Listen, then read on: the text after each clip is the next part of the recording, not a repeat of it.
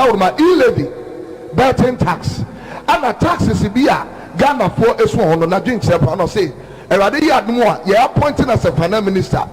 Budget a decay or neighbor parliament, sad in the decay. Abani Bechem. Abani Bechem,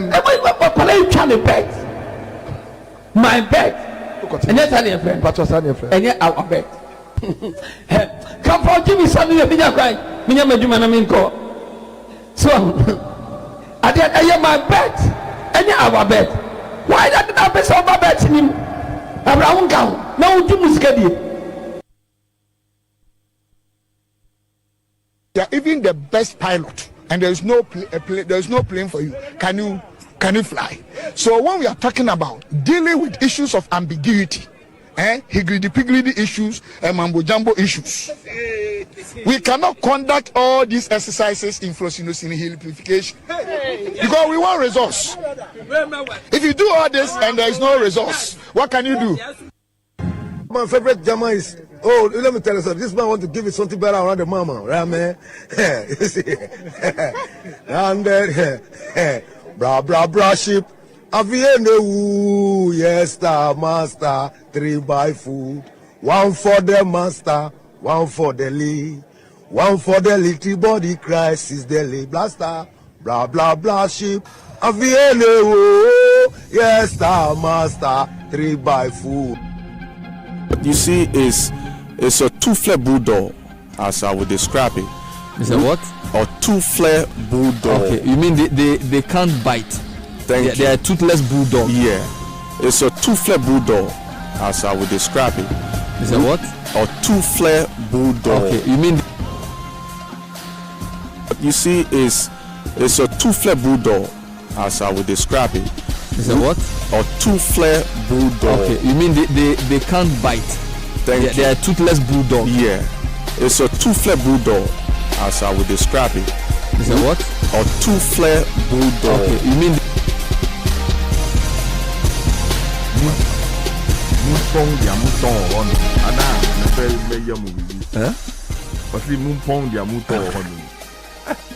no, if they say pong, it means close. Yes. Munjai. Okay. Stop. If you say Mumpon, there's like they have gone to school and they are closing. Mumpon, they are muton. Stop that thing. Mumpong, they are muton. Ana, maybe but if Mumpong, they are muton. Mumpon, no, if you say pong, it means close. Yes. Munjai. Okay. Stop. If you say Mumpon, there's like they have gone to school and they are closing. Mumpon, they are muton. Stop that thing. Mumpong dia muton honum ana mebe meya mu bibi but if mumpong dia muton honum Mumpon, no, if they say pong, it means close. Yes. Munjai. Okay. Stop. If you say Mumpon, there's like they have gone to school and they are closing. Mumpon, they are muton. Stop that thing. What you see is a two-flare bulldog, as I would describe it. is a what? A two-flare bulldog. Okay, you mean they can't bite? They are toothless bulldog. Yeah, it's a two-flare bulldog, as I would describe it. Is a what? A two-flare bulldog. Okay, you mean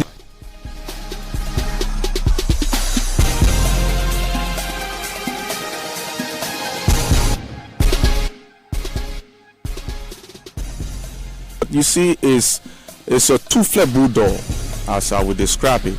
is a what? A two-flare bulldog. Okay, you mean they can't bite? They are toothless bulldog. Yeah, it's a two-flare bulldog, as I would describe it. Is a what? A two-flare bulldog. Okay, you mean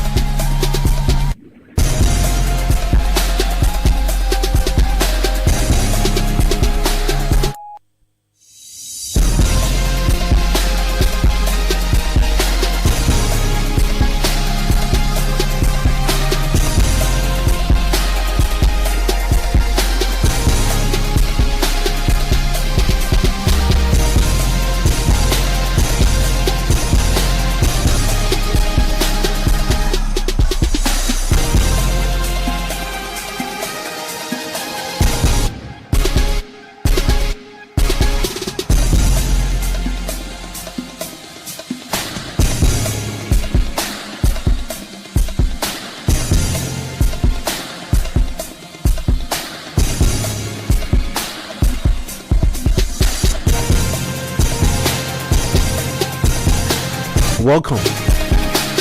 97.3. Welcome to the best night in the capital. Right here on your favorite dial every Friday. We join at 7 p.m. Welcome to the show. I'm Gabby Affair. This is Sports Panorama. You see today, right? I'm a happy man. For a lot of reasons, which we'll get into. Honey. But let me talk to you about Litina Travels and Tours 2026, the Global Football Festival. When the world gathers for greatness, one name leads the way. Litina Travels is taking Team Ghana to the biggest football global event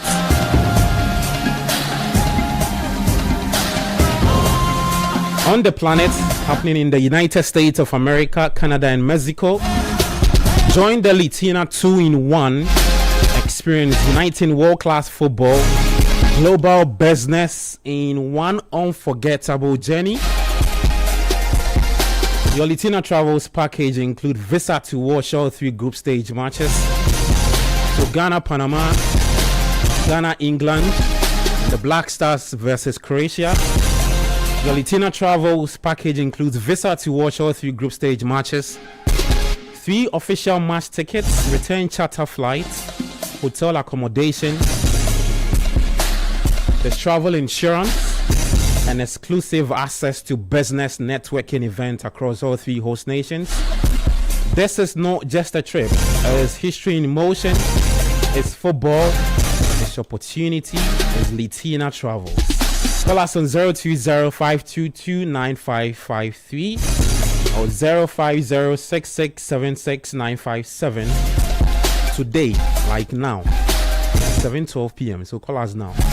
Or visit Litina at Malisa Hotel, North Region. Secure your spots on this once-in-a-lifetime journey. Litina Travels, your gateway to the 2026 Global Football Competition happening in the USA, Canada, and Mexico, where football meets opportunity. Ghana shines on the world stage. Let's talk about extra cash. That's what Bernard uses, coach uses, Kelvin Edem Kai uses. Extra cash. You know, life goes sometimes unexpected wahala, right? Be sure. School fees, rent, broken fridge, your car spoil, everything fee come at you at once. That's why extra from Forms Capital Day here for you. It gives you extra money right inside your Momo wallet. You can repay any day or up to 30 days. The best part is the interest is charged on how long it takes to repay. And when you keep paying on time, your limit grows over time. The limits grow over time. So no need to stress. Just dial *17#. Select 5, 3, and 5 and activate your extra cash. Because with Forms Capital, the mantra is no wallet left behind. So go on, leave extra with extra cash. Today be Friday, they need extra cash. So the boys see them finish, then go pass on tomorrow to then go pass another place. Hey, Charlie. Let's talk about Betway Influencer. It's time to get rewarded as the next big sports betting influencer with Betway. Place bet and share your codes with friends, fans, and followers. If they place bets using your code, listen to this, you earn 4% of their wager. You feel me? It doesn't matter whether it's a win or loss. If they bet with your code, you earn 4% cash of their wager amount. This means the more people bet with your code, the more you will earn. Start betting, sharing, and winning with Bet Influencer, exclusive to Betway. Terms and conditions apply. Regulated by the Gaming Commission of Ghana. I beg you, bet responsibly. Betway, get way more. That's our sponsors for tonight: Betway Influencer, Litina Travels, and Extra Cash. Welcome again to the show. Today is a packed studio. We've got a guest. He's here to say a lot of things to us. But I've got Coach Christopher Nimley. There is Kelvin Edemkai, Yao Ejeminta, and myself, your host for tonight. I'm Gabby, your first, sitting in for your regular host, The Fundamentals. Oh, Charlie. Benjamin Inc. Why are you busy? Oh, Charlie. The Fundamentals. Channel, why are you busy? Charlie. Fundamental. Wherever he did. As I would describe. Jiu 2. Give me Sky. Give me Sky. If I give him Sky. If I nice one. Mumpong dia muton honum. Ana me yamu bibi. Osi mumpong dia muton honum. Mumpong, no, if they say pong, it means close. Yes. Munjai. Okay. Stop. If you say mumpong, there's like they have gone to school and they are closing. Mumpong, they are muton. Stop that thing.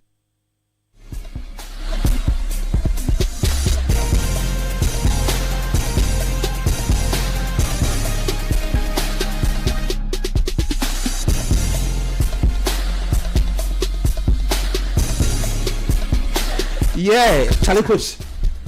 Look, Charlie. yeah, that was you. Why you down my leg? That was you. That was you. Why you down my leg? That was you. That was you. That was you. I do Oh yes. City Sports. Oh yeah. That was you. Why you down my leg? That was you. That was you. That was you. That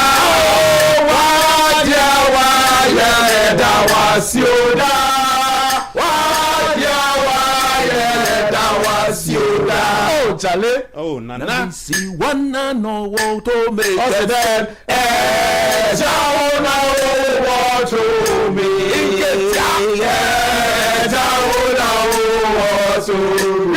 Rita.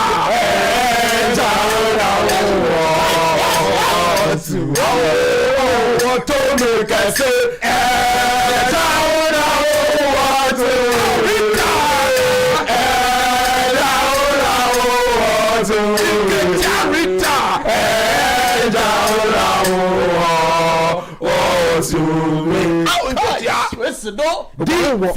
The fundamental. I do feel yes. The fundamentals no be weak. Charlie.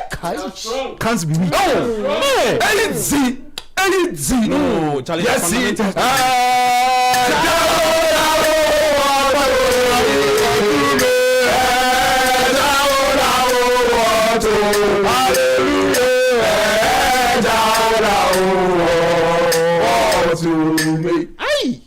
Look, in Ketach there. Oh no, Bema.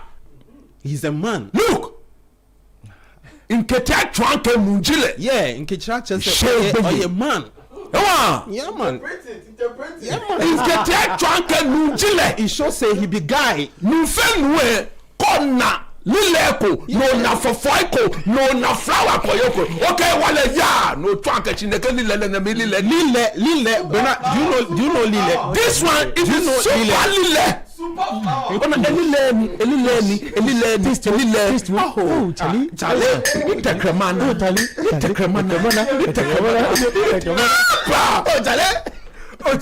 That was you. Hey. Oh, Charlie. From the very first day. Yeah, man. She joined the sports day. One note in Kana. Oba. Yeah, man. Inketia 80.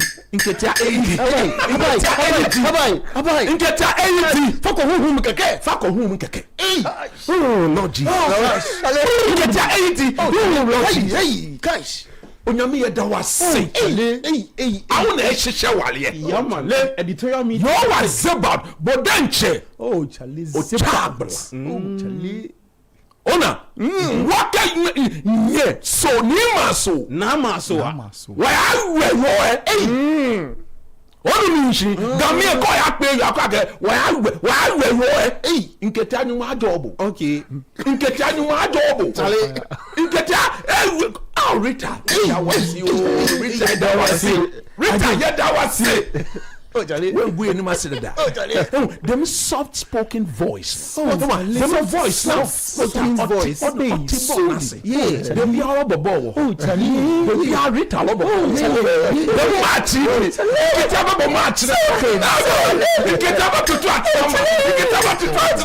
Get up to twat. Me ya mu bibi. I see moon pound ya muto honu. Moon no, if they say pong, it means close. Yes. Moonjai. Stop. Catered to the sports decks. Them sports decks. Today's program. Look. Hey, Charlie. Okay. Baby, I mean you mejuma. Mommy boss, your friend Desmond Asante. Okay. Great Santino. Enida oni yere was celebrating 20 years of marriage. Ni yere Mrs. Sarah Asante. Me catch me boss say, nyame adom ochina. Tell you why ya ba oni jeba chele oni he wale afe wo no. One ya Perez Chapel. Perez. Come and see you. Come and see you. Come and see. Come and see what the Lord has done. Come and see what the Lord has done. Come and see what the Lord has done. Come and see what the Lord has done. Okay, what? Easy. Oba preach. Look, me catch me boss Desmond Asante say me share. Look, sa adom na nyame diamond Benri. Fundamentals. Dimension. Misra wade kai. Me ba yo wazebo. Hani nketia. Kerita. Cash. Oh. Inketa bakutai.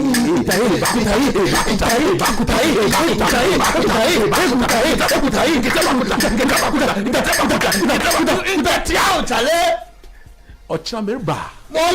Ochina merba. No, you're transparent. The transparent. Exhibit transparent. Once Rita me papa fa no botwe. Walk on na coach ni. Okay. Your Perez Chapel. The transparent. Nikita Adini. One is double smooth, double chop. Nikita double smooth, double chop. Full gallon. Cash. Misakita. You make it the right. Full transparent jar. Transparent jar. Mikita odo do po. Hashtag transparent jar. That secret be between me and Nketia. Gosh. Now them secret Sunday. Nketia ya ne ape. Oko wali rita. Esa me ma secret there in there. Boss wuti.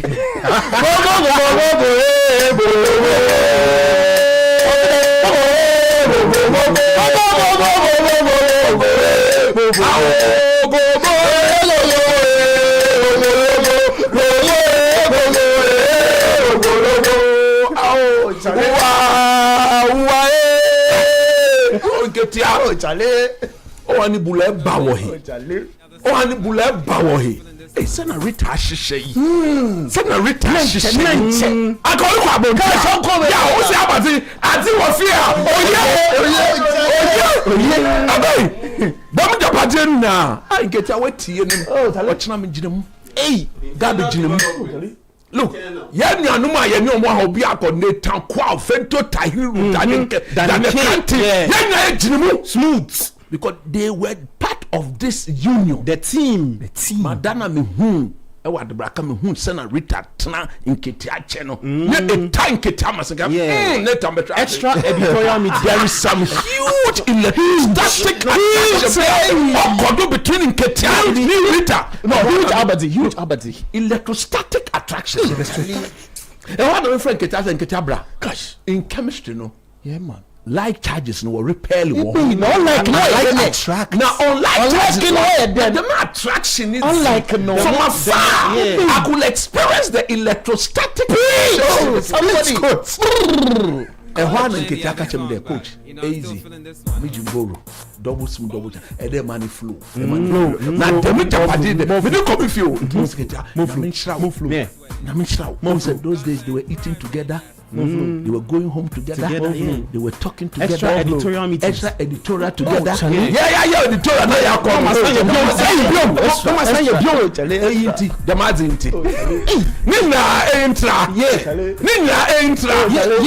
Now you're the radiasi. You're the radiasi. One day you wash here. Zabat.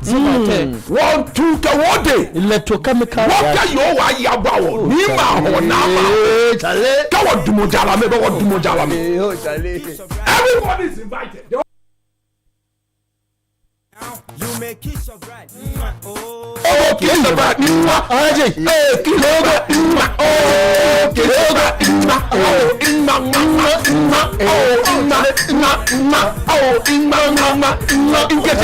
the bride. In Geta, you may kiss Peter. In Geta, you may kiss Peter. In You put a list of pictures.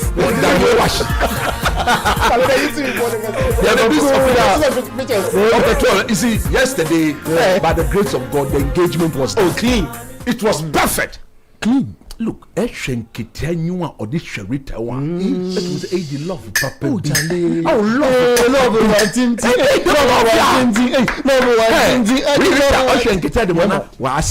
our dimples. Mommy, hey, mommy, bossa. No, Tina. Perez Chapel. Cash. Perez Chapel. Yeah, man.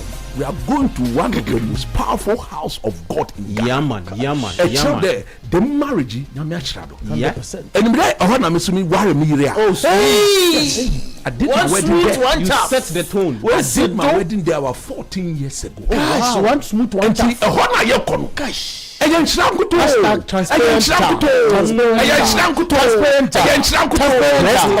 Blessing. That was what? Oh, Charlie. Yes, see. Yeah, that was you. Yeah, go pop. Yeah, that was you. Yeah, that was you. Yeah, that was you. What? Yeah, that was you. What? Yeah, that was you.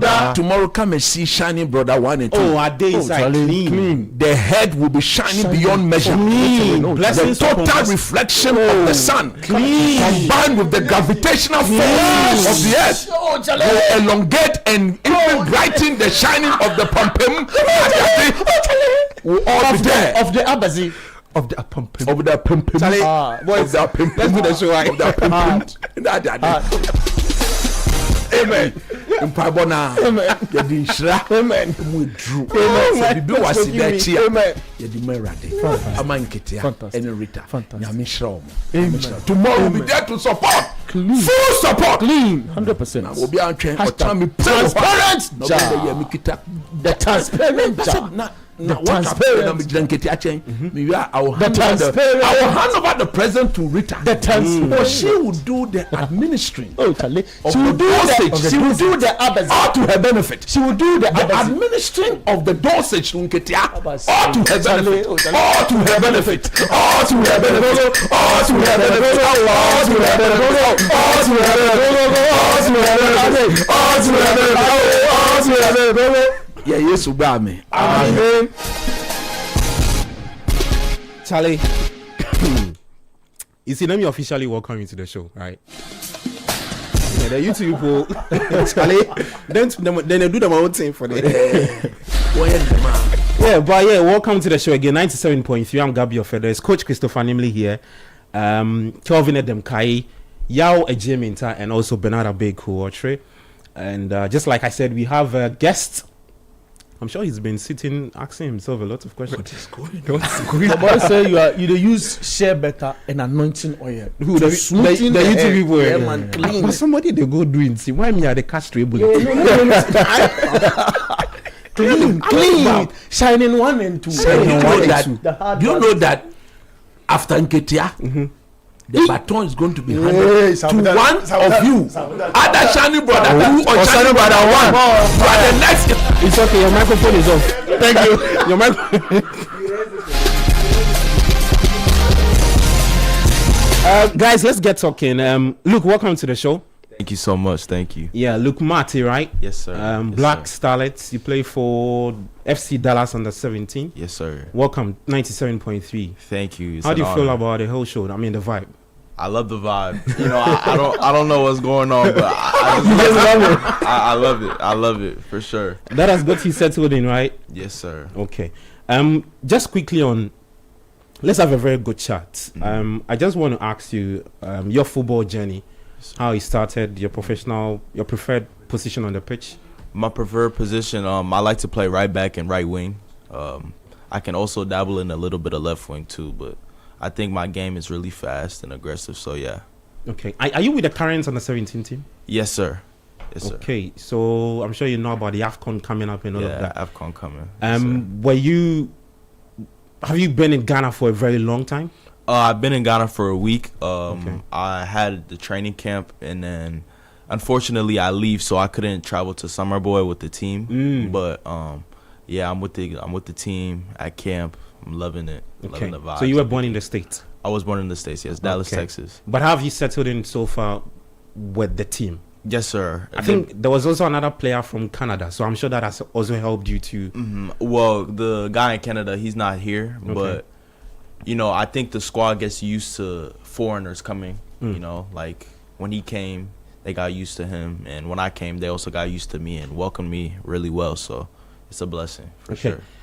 Talk to me about why you decided to represent Ghana. First of all, it's just an honor to represent Ghana, might I say, and I think it's just because of my parents. You know, they were both born in Accra, and they left a legacy for me to pick up. So I think representing the Black Starlets and just Ghana itself, it's a blessing, and I think that's one of the main motivations on why I chose to represent Ghana at such a young age. You know. And I'm sure you've heard of some of the big stars we used to have. Were you looking up to any of these players? Asamoah Gyan, for sure, yeah. The legend. Baby Jet. We call him Baby Jet. Baby Jet. Baby Jet. Yes, sir. Okay. Baby Jet. So you are what, a striker? No, He's winger. a right back. A right winger. back. Okay. Yeah, winger. Okay. Yes, sir. Okay. Just quick thoughts on what you've heard about the U17 AFCON coming up and your own personal objectives. Personal objectives, you know, just go there, shine, you know, do my best with the team. And yeah, I've heard a lot, you know, I've heard like it's supposed to be in Morocco, but it's not yet settled. Yeah. But just, you know, getting integrated with the team and just doing great things with them. I think that's the most important thing for me. Coach, I don't know if you have anything. Yeah, you are welcome to Ghana, okay? Thank you. You are truly Ghanaian because both parents are Ghanaians here. You were born in the state, and there's the opportunity to choose to play for America, but you decided that you want to play for Ghana. The fact of the matter is that here in Ghana, we are very crazy about our football. You have to remain focused on the job. Yeah.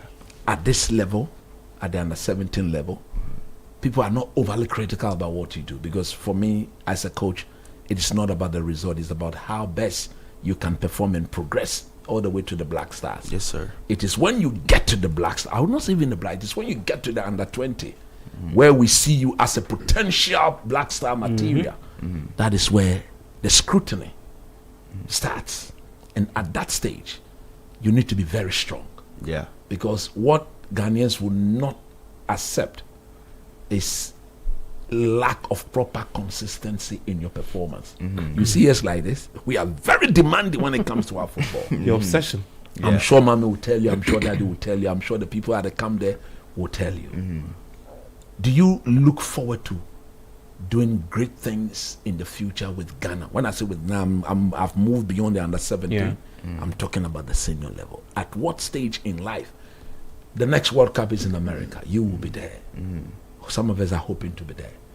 What is your ambition when it comes to the Black Stars? You want to be...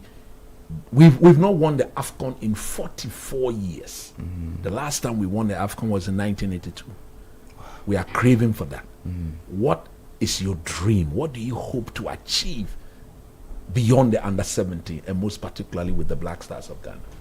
You know, going back to what you said about we haven't won an AFCON for 44 years, I think just making history. That's right. Shining and making history. That's it. That's it. Okay. I mean, we wish you all the best. Personally, I can only wish you the best.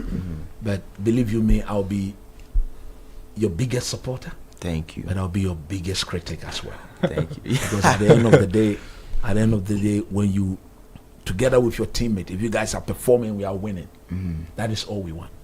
When the win, we some of us do understand that it is not going to be a roller coaster. You're not going to scroll through every team and that. The AFCON is a very difficult tournament. The under 17, I mean. Yes, sir. If I look at you, you are a proper under 17 boy. Proper. But get ready for the physicality. Yes, sir. Get ready for the intensity. Get ready for the physical contact. Yeah. You feel the sensation in your bones at the tournament. Yes, but sir. if you don't not necessarily retaliate in equal measure, but cope and stand your ground in equal measure, you cave in. That cannot happen. We wish the team all the best. When was the last time we qualified for that? It's been a while. It's been a while. We've not been there. I mean, with the AFCON, we even failed to qualify. Some time passed. We were winning it with ease. We're always in the last 4 of the World Cup. Yeah. First and foremost, go to the AFCON, get us our ticket to the next under 17 World Cup. And now the tournament is an expanded one. Yeah, So it's an expanded, and I think it's done every year. Yeah. On a yearly basis. So your group should go and set the tone for something that we've not done in a while. And once that tone is set, I believe in your technical team, Professor Prosper Ogun. Prosper Ogun. Technically, tactically, that's he's Bernard's daddy. if you listen to him and you I beg obey my his good friend. tactical instructions, you can only be of important benefit to the group. Exactly. So you guys should go out there, unite yourself as one. United, you will stand and win laurels.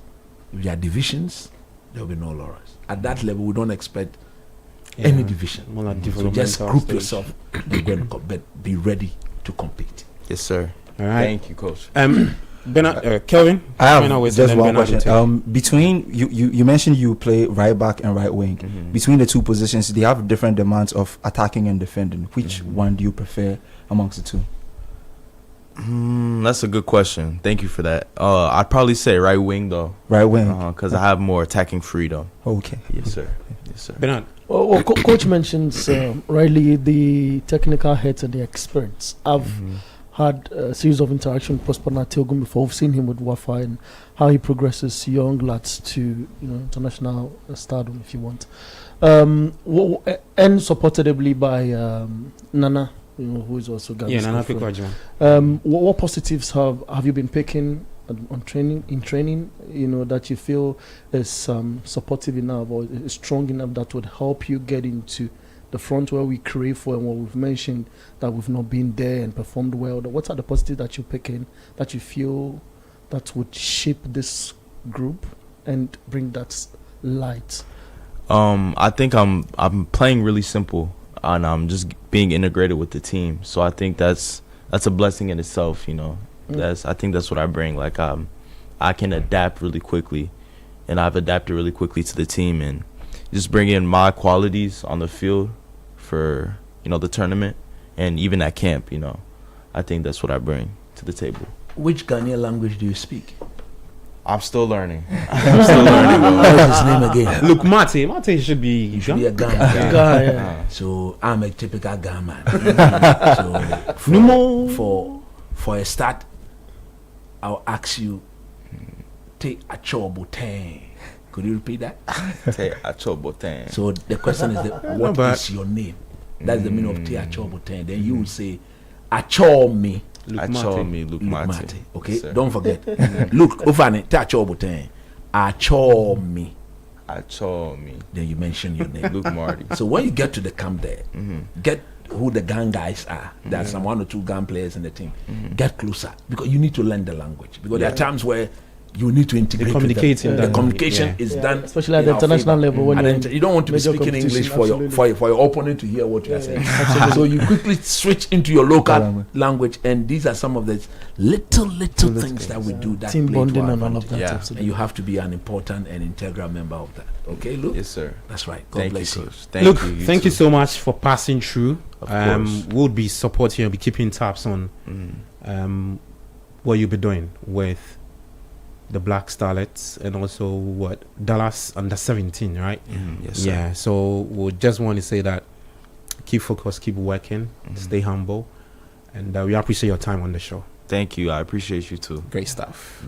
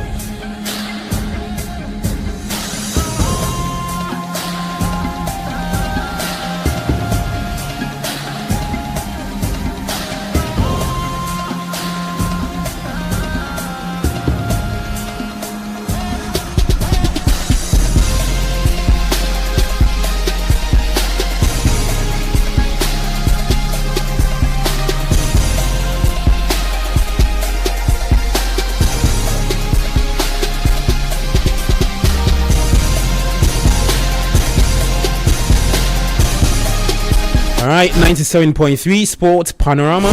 Grab your fair here with Bernardo Bako, Trey Kelvin, Adam Kai, Yao Jaminta. We have Luke Martey passing through Black Starlets and FC Dallas under 17. Just a quick chat with a young man. And also there's Coach Christopher Nimley. Let's get talking. Let's start off with the Champions League. And also just send your thoughts through the WhatsApp line 053996 996 053996 996. Coach, Charlie, the Champions League, what happened to I don't even know where to start from. Chelsea. No, we'll start with Chelsea. Oh, you say what happened? So with the English teams in Europe, Chelsea. Okay. You want us to start with the English teams? Yeah, what happened to them? With the English teams in Europe, I think the talking point. A lot of people were talking about that game involving Madrid and City. And before we hopped on to the show, I was listening to Pep, who admitted that he got his starting 11 wrong. Yeah. People were questioning why he had to move away from using Nico O'Reilly alongside yes. Rodri. So in the past games, you realize that he used Nico O'Reilly in his preferred position in midfield. In midfield as an attacking midfielder, so a box-to-box crusher. But this time around, he took him to a very unfamiliar role that he's been playing for a while. Going into a game against Madrid, when you're looking at Madrid's team, who I don't think have been the best this season, have got their own defensive issues. On paper, they are good, but I don't think they are together as a team. Then Pep goes into that game. He plays with Bernardo Silva, who has zero pace in his legs, with Rodri and Nico O'Reilly in his old position. I don't know what's running through his mind. I think he but you cannot underestimated also take that brilliance from Valverde. Look, that third goal. First of all, brilliant from Abaloa. That third goal. Let's credit Abaloa. Yeah. Then what Abaloa also did in response to Pep brought the best out of Federico Valverde. Yeah. Look, it is so simple. Pep again, I think for the second time in a big game that I have seen of him recently, disrespected the opponent. And that was a gross disrespect. And I was happy when they paid the price for it. You see, you don't disrespect the most successful team in Europe. You don't. No matter how bad they may be looking, they may be playing without their best player, injury to one or two key players. It is the tournament that traditionally, within their DNA, they will always show up for. For some time now, if you were to remember, there was a trend. If you beat Barcelona, you win the Champions League. Yeah. And then it became the trend. Yeah. If you beat Real Madrid, you win the Champions League. What I didn't get was Pep's, I don't want to say overthinking, but his disrespect. He didn't respect the fact that he was going to be playing against Abaloa. That was where the disrespect started. Well, of course, coming up against a rookie, you would want to look at that. Would he have done that against Carlo Ancelotti? Nope. I don't think so. So the disrespect started from whoever was in the dugout. Was in the dugout for Real Madrid. Okay. Now he looked at the playing body of the Real Madrid team. He clearly identified the supposedly weaknesses in their team. What were they? Alexander Arnold not being good defensively. The fact that Mendy was just coming back from an injury. Yeah. They were without Mbappe. Kylian Mbappe. Rodrigo missing. So he looked at the team. He said, look, the only genuine threat was Vinicius. Brahim Diaz and co, they will excite, but they don't have that consistency in their game. Now, in disrespecting Real Madrid, he then decided to tweak his team in such a way that made them so uncomfortable. You see, the moment you unbalance your team, the message to all the players is that you have to work tirelessly for each other to mitigate the imbalance in the team. So look at what he did. In that back line, he went for Kuzanov, who is not a right back, although very pacey. Instead of his usual right back, who is not a right back himself, but he's played in the right back position over 2 seasons now. And he's adapted to the role. He got obsessed with the Portuguese defender, Diaz. That he should definitely find a place for Diaz in the team. So in doing so, he needed to shift Kuzanov to right back. And Kuzanov, since Magei came, they've played more minutes together. And they've established some form of chemistry between the two of them. The two of them look like the future of Man City centre backs, because they are relatively very young. So Gehi and Kusanov. I think they really look good together in the time they spent because together. in the two of when you have the two of them, they know they are still learning the trade, with Gehi being a bit more experienced, so he takes charge of the organization, and Kusanov with his pace. The two of them are very pacey. So you do what you have to do, I do what I have to do, and we combine our pace to, even when we push high, we can recover. This was what he didn't do well. Why he put O'Reilly in that left back row, and then he had Doku, Bernardo Silva, Semenyo, Haaland, and then the Brazilian boy, the winger, Savinho. You see those 5 guys. You see those 5 guys. They are not good at pressing the ball. And one of Man City's biggest weapon is to win the ball off the opponent when they lose it to them, even in the attacking third. But watch the game. Anytime Real Madrid won the ball off them, they could pass through them. And what Pep needed to do was to withdraw Bernardo Silva a bit more closer to Rodri. But rather, he pushed them up. He pushed him high up the pitch, and Rodri got and sandwiched between Brahim Diaz and Ada Goulet. With Trameni just picking the ball, touch.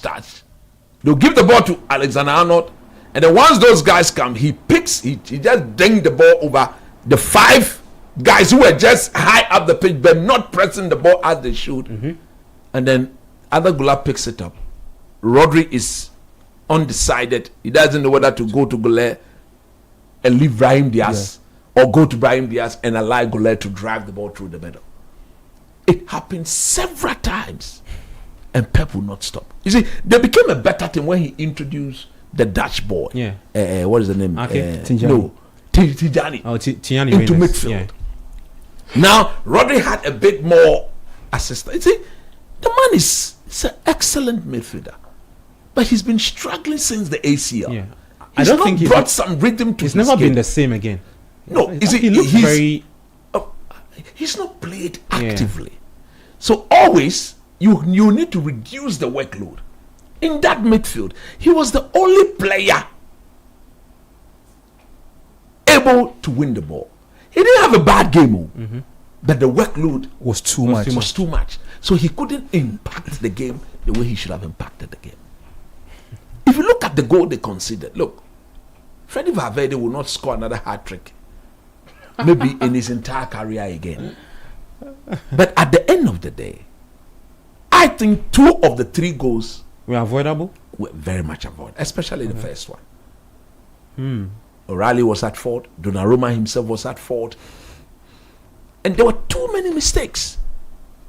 Gay not reading the situation better, because he thought by then Courtois would have gone to Brahim Diaz. So in an attempt to close down Brahim Diaz, by the time he realized Courtois had gone long.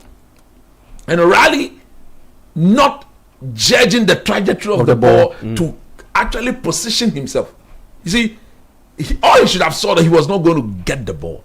So he should have just dropped back, waiting for Valverde to control and then pounce.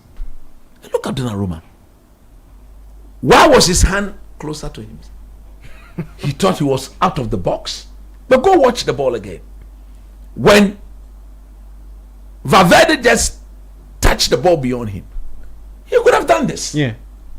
Because by then he was still in the box. To parry Tari, so he could have just done this. Question, yeah. But he was doing this, and I was asking myself, is he not aware of his starting position? I don't think he was aware of where he was. For such a top goalkeeper, somebody who is touted to be the best in the business, he should have done better with that. You can't do that. You cannot do that. If you look at the second goal that Valverde scored, with the reach he scored, watch it. That was the left foot, right? Yeah, that's the left foot. And the ball was not, it was not a bending ball. It was across. So the cross should have made the save even easier. Because the ball will pass and move away from you.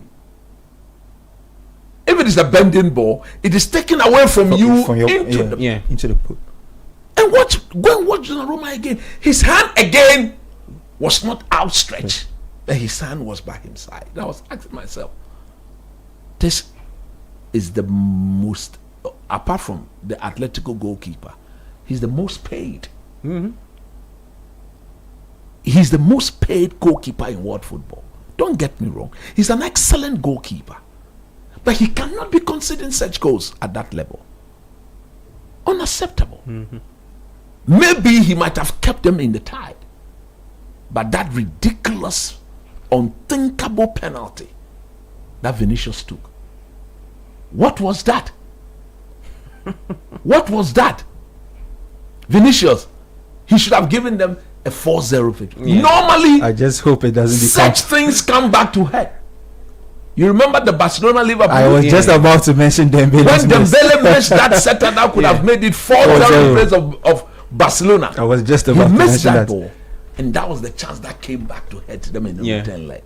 Maybe Vinicius has given Man City a lifeline. At the Etihad. You see, the reason why you can talk like that also is the fact that Real Madrid themselves have not been excellent. Yeah. Who thought they would put 3 past Man City without a reply? Nobody thought that. But they've got the Champions League DNA. So you cannot, but at the Etihad, if Real Madrid don't show what they show at the Bernabeu, Man City scores in the first 15 minutes. City can overturn it. We are in big trouble. It is a possibility, especially when the man has admitted that he got his selection he got his selection and tactics wrong. Yeah. Maybe this time he will make them a bit more comfortable. And you can tell that players like Ellen Haaland, players like Doku and Semenyo and Co were a pale shadow of themselves. So they are craving that second leg. They can't wait for next week Tuesday. They can't. Believe you me, they can't. And normally when you're going to play a team like that, who has been very much wounded, they want to look at they want to look at the second leg, not blaming themselves. When I say not blaming themselves, they want to go into that second leg, come out of it. If they don't qualify, they'll look at themselves and say, we did all that we could have done. Okay. And we didn't qualify. That is the sort of Man City I believe Real Madrid will be facing. Real Madrid, we've seen them completely collapse this year. They have what I would describe as a very healthy lead. They've got something to protect. So now I want to see what Abaloa does. Okay, in the return leg. Because tactically, he was super. One of the things that touched my heart, or that got me to, of course, he's played football, he's won a lot of laurels as a player, so he understands the game, was the fact that when Arnold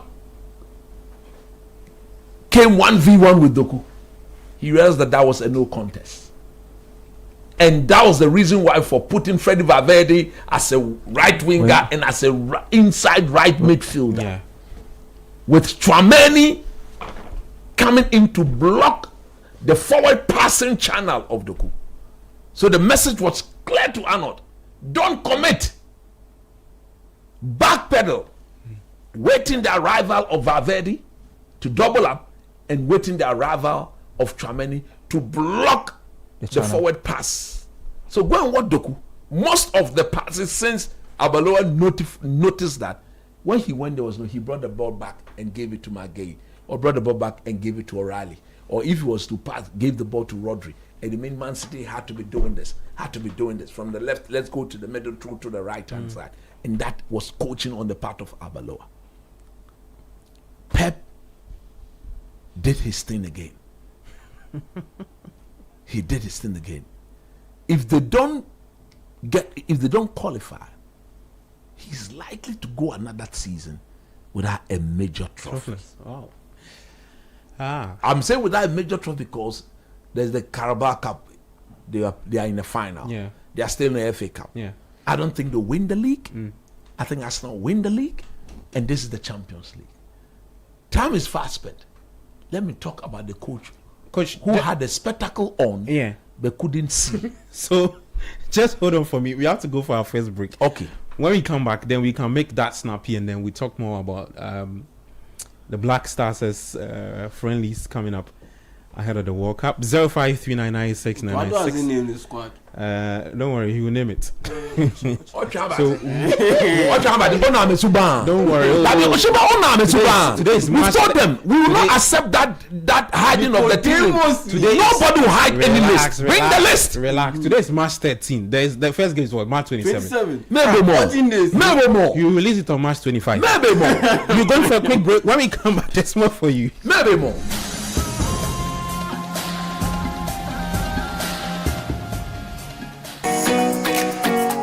When the world gathers for greatness, one name leads the way: Litina Travels.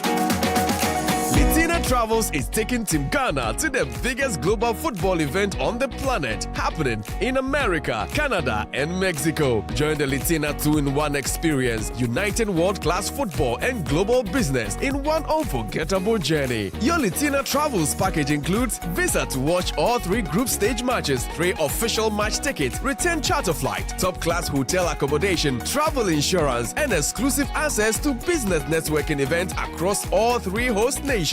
This is not just a trip, it's history in motion. It's football, it's opportunity, it's Litina Travels. The world is watching, the stakes have never been higher, and Litina Travels is your ticket to the global stage. Call 0244-260-789 today or visit Litina at Alisa Hotel Northridge and secure your spot on this once-in-a-lifetime journey. Litina Travels, your gateway to the 2026 Global Football Competition, happening in the USA, Canada, and Mexico, where football meets opportunity and Ghana shines on the world stage. City 97.3 Accra.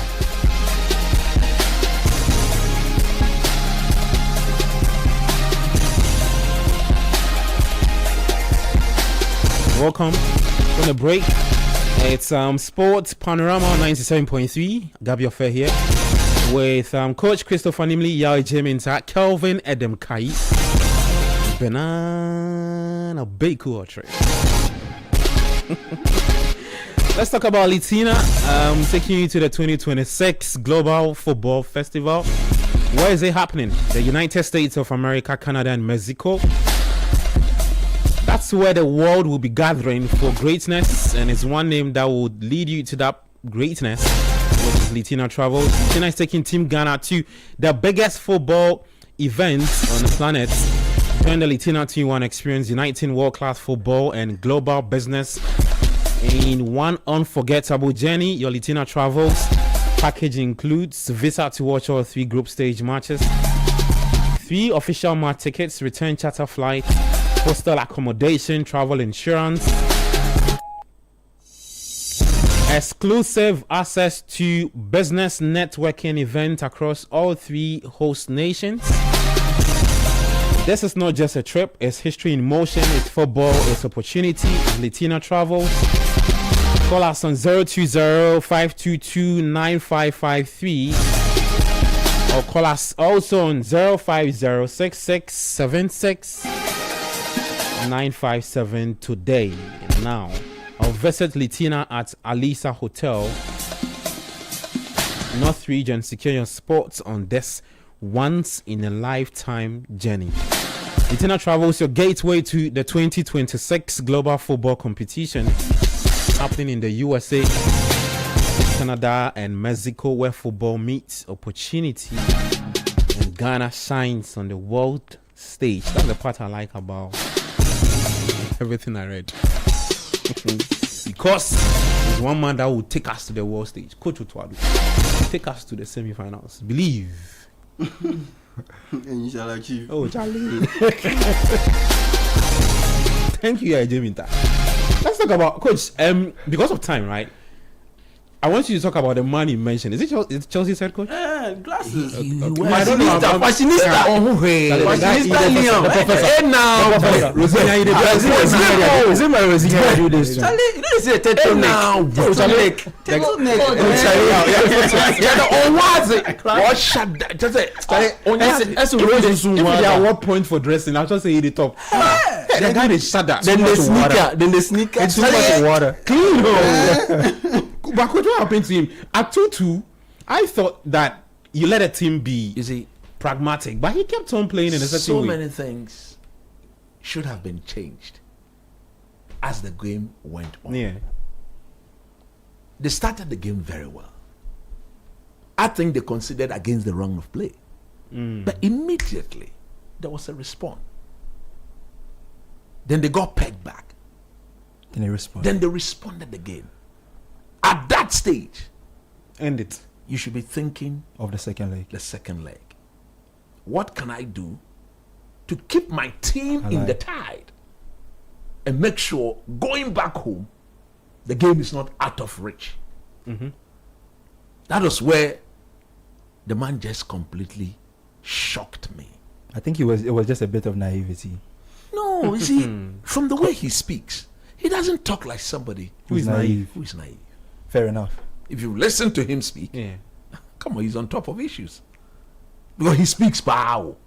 No, but Okasa. He go feel you quick. A job. Blow it down. Chelsea coach, a yobo rough. But you see, it's one thing saying it and another thing being in the seat. And because he's English and he can he's got total control a lot of things to make the language. He speaks a lot. I feel like he goes to a press conference, he says more than what the team does on the pitch. And he's a fresh guy. Let's say it's 2-2. Oh, buy fresh. Fresh. Gabby, it's 2-2. So let's say the Chelsea goalkeeper commits an error. Yeah. It's better to lose 3-2 than to lose 5-2. 5-2. When the goalkeeper committed that error, which you see the signs were there throughout the game anytime they decided to pass from the back. And PSG came pressing at them. The template was there from the beginning, from the FIFA World Cup, that this is what PSG will do. So what will be your usual outlet, or what will be your alternative outlet? They kept insisting on passing out from the back. There were times where they were dispossessed, but PSG didn't punish them. Even the goal, it took the brilliance of what? Vitinha.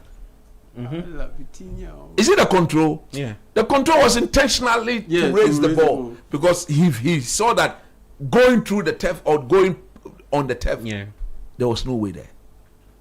So the goalkeeper commits an error based on what he's been told to do. I believe strongly that Mr. Rose has told them to continually pass through the press. He said someone leaked the starting 11. He's not Garnacho. So he's looking for the. It was Garnacho. Yeah, that's his character. That's what he does. Superstar. How can you accuse? That's what he does. He says he's not looking for the person. I say that's what he does. If he doesn't start game, he's that he used to do that at Man United. Then it's not a good sign for Chelsea, because if you have a quote unquote mole in your dressing room, that's the beginning of the end. I read a story from the Athletic. So that's the beginning of the end, because it means that you can't trust the people in your back room. Remember Otuado had the same issue with Ghana at the 2022 World Cup. But see, that is not the reason why they lost the game. He shouldn't find blame for that. He should rather accept that his coaching that day after the 3-2 was bad. But you are losing 3-2 to PSG. Yes, you've considered twice. You've retaliated in equal measure twice. It doesn't give you the license not to be smart. I just think he was just not smart. Because at 3-2, all he needed to do Because watch that game again. But for the goalkeeper's error, whenever PSG came and Chelsea had their shape, they went back. Yeah. They came, they went back. They came, they went back. I think about 5-6 times until the keeper committed the error. So the question is, why move away from your tactical shape? That makes sure that your goalkeeper was properly protected.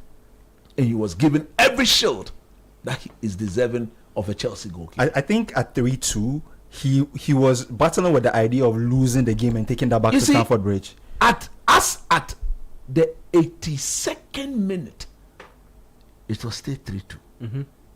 So that's why he was not smart. Yeah. PSG scored 2 goals in the last 10 minutes of the game. Yeah. And if you look at all those goals, they were very avoidable. They were clearly avoidable. And the Chelsea backline, they showed some serious naivety. Look at the Kvaratskhelia first goal. Yeah. Go and watch. There were 5 Chelsea defenders surrounding him. None of them charged onto the ball. None of them. The guys kept touching the ball away from them, trying to locate the arc. Watch him. First touch, he was not in the arc. Second, he was not. The third touch that got him closer into the arc, then bam. Yeah. You should be. You see, the Chelsea defense, they stood there for the ball rather to come and hit them. You should be diving onto the ball and blocking the shot. That's how you defend. Maguire lack sort of defending. Then you are changing the ball. This is hanging. No, but go and watch. Maguire, have you seen? Look, Lisandro Martinez. Martinez delete will block the shot. They will throw their body onto the Maguire will do this. He will stand there. He will do this, and it's the ball now. Mona. Shout out to Virgil van Dijk. That's another person. Van Dijk also does the same thing. Instead of charging onto the ball, they stand and then they turn their body. Go and look at the 5 Chelsea defenders, Charlie. What sort of? It is because at the time, defensively the shape was no good. So when Kvaratskhelia picked up the ball, it was a 1v1 against Malo Gusto. So he teased him. Somebody came. He teased him. The other way. So come on, block the shot. And look at the changes of roles. Look at the them Dilad. Them player. Charlie, see, I know that something can guess us. Make a bust. Champions League. What he do? Speaking of Chelsea, I want to get striker. Come at me. Speaking of Chelsea's bench, right? Yeah, there was this video somebody posted on X. What? The video had the subs. So the subs in there was Badiashile. Badiashile. There was Garnacho. There was the midfielder Romeo Lavia. Then the person who wrote didn't they see Aderobi? And I did a second watch at the video. I was like, hey, Charlie, I could watch Chelsea's bench. This is Didier Drogba's Chelsea. No. You should listen to Obi Mikel today. I told them yesterday. That if you are a Chelsea fan, accept it. This is what the team has become. It's surprising. Abekaya Sunday. Nanyin. Then go attack you. Oh, Duake. This is your team. Aderabioyo Towson. Aderabioyo. Thank you. Oluwato. Yeah, man. Oluwato. Towson. Onyazi. Now look at the icing on the cake. When he did the lap change, and they considered the 4th goal, then he gave Garnacho 2 minutes. When Garnacho was coming on, this was just a that is why he didn't see Hakimi go past him for the final goal.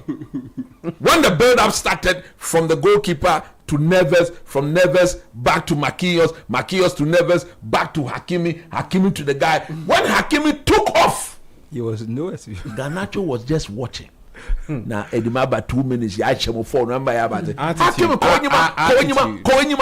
he should complain like he did. When Solskjaer, it was Ten Hag. Yes, when Ten Hag gave him what 15 minutes plus added on time. Yeah, to play in the Europa League final. Let him do the same. Amorim. Yeah, it was Amorim. Yes, it was Amorim. Then he came back complaining. Yeah, I just want to ask a quick question to all of you. I mean, Chelsea has to do bounce back from a 3-goal deficit. Same as City. Arsenal played a 1-0 draw with Leverkusen. But Liverpool the focus lost is 1-0. Yes, the focus is on the teams that lost. Can they overturn it? No, I think let me answer. Spurs is out. Okay. There's no way they're overturning. Yeah, I even forgot about them. 6-2 deficit. Yeah, I think Barcelona will account for Newcastle at the Camp Nou. Kick them out. Definitely. What? Definitely. Lamine Yamal will do. There's no English team in this. Definitely. I think England. I think the two English teams that stands the most clearer chance of qualifying will be Arsenal and Liverpool. Galatasaray are not good travelers. Okay. And by just having one goal lead at Anfield, that will be the end of Slaughter. He will be slaughtered immediately after the game. They will sack him.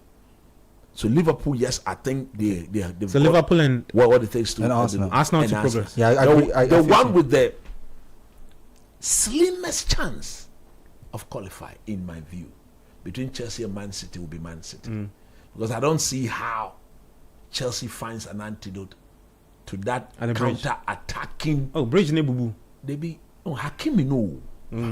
Because they will wait for you. They've got a 3 goals. So now you have to come at them. And when they come and Hakimi takes off, and the pass is right, they are going straight into the net, and that is the problem.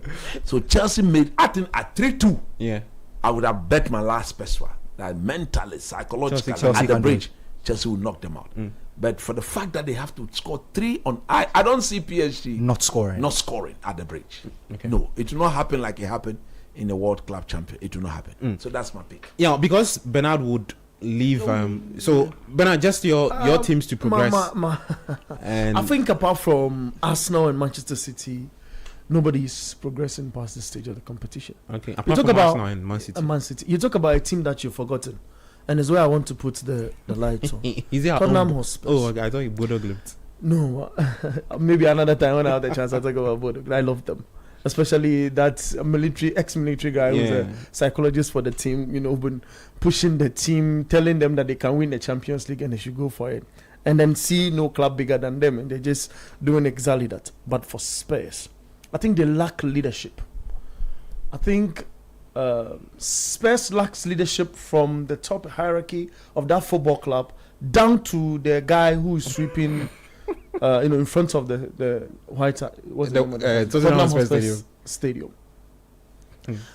And I heard Vinay earlier this week criticize Daniel Levy of financially mismanaging this football club and putting it to where the club is now. I feel whatever is thrown at this club, they have to accept the, in want of better words, the ignominy of the kind of attitude they've placed themselves in. Attitude, the goalkeeper mentioned something like that. He himself, he does not. Which are the goalkeepers? Kinski or? As for because Kinski there, I'm not sure you'll be the same again.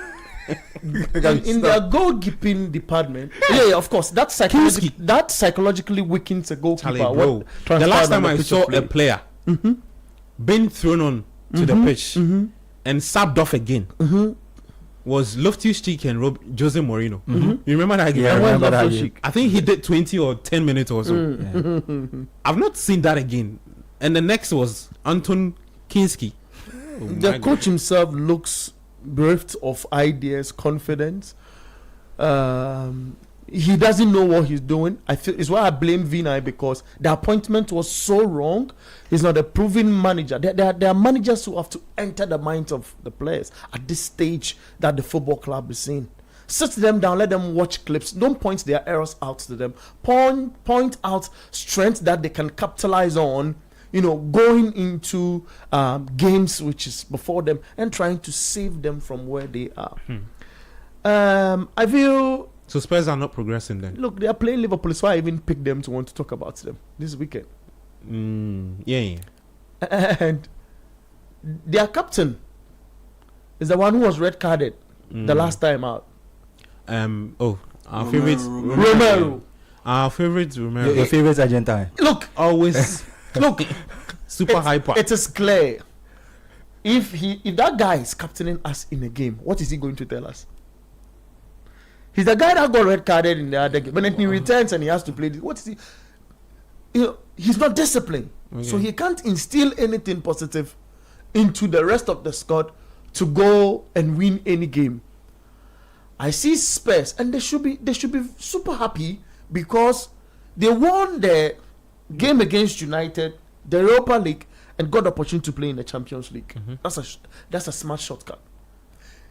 They should have capitalized on that and turned events around.